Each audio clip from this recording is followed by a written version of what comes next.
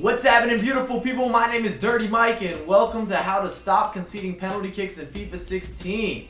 And we've all felt this frustration, and I've got 3 different techniques that are going to improve your percentages, improve your odds. There's no way to never concede a penalty kick. That wouldn't be realistic, but this can put the power back into the player's hands. At least I feel like I don't concede penalties very often at this point in FIFA unless we have awful connection, because some of your tackling and you just bump into people, it's a little more awkward. But if you enjoy the content, please drop a thumbs up. It does take a lot of time to generate these tutorials and tips. And hit me with comments down below. What do you want to see next? Because a lot of people asked about this, and that made it really easy to put together a video. I knew I needed to put in some additional time and make sure that we got this video out to everyone, especially over the weekend. We got the defender choices of manual, jockey, and aggressive times. Ooh, it's gonna be a goodie.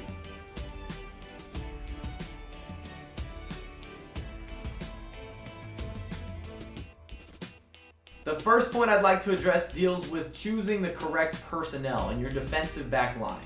And whether it's a high-rated center back or a low-rated fullback, that does not really play a part. And it's not based on one specific stat line. A lot of people look at aggression and how physical a player is. But guys like Sergio Ramos, David Luiz, Pepe, those are 3 examples I'm going to use. They will concede more penalty kicks, and it's because they tend to lunge into tackles. And they just bump with players in bad areas, and they do it on their own. They're built this way. Just like over the last 3 or 4 FIFA installments, David Luiz, whether he's low-rated or high-rated, has always been overpowered. And now his overpowered advantage, it should come with a disclaimer that he's going to concede penalty kicks. I played a match with David Luiz this year where I think I conceded 3 or 4 in one game. One game! And he's just prone for penalty kicks. The way that he's built, what he does, how he moves on the pitch, it is what it is. Maybe the referees have it out for him. But I think you need to take into consideration the team that you build. It matters. And if you guys have a list of maybe the top 5 or top 10 players you believe concede penalty kicks, I'd love to see it. In the comments, let's go. Woo, we got the manual jockey, and I don't really co-sign the contain button, not in the higher divisions.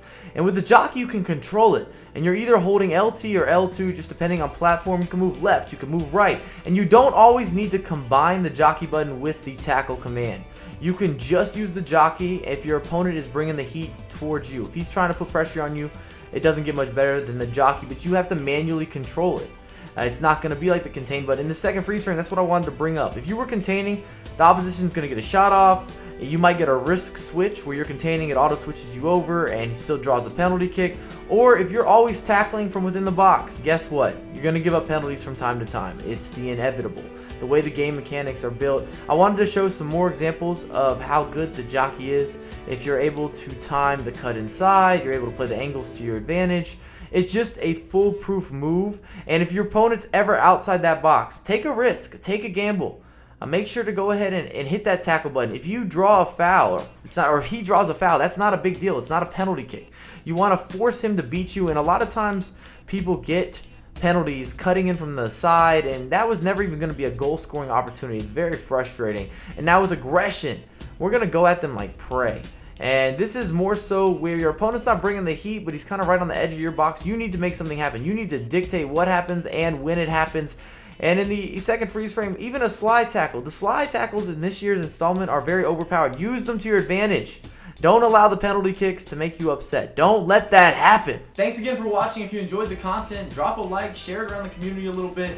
Also, link up with me on Twitter at DirtyMikeUSA or Instagram at DirtyMikeVision. Get all the good stuff as it unfolds. You want to get involved in videos, I'm always looking for feedback and suggestions.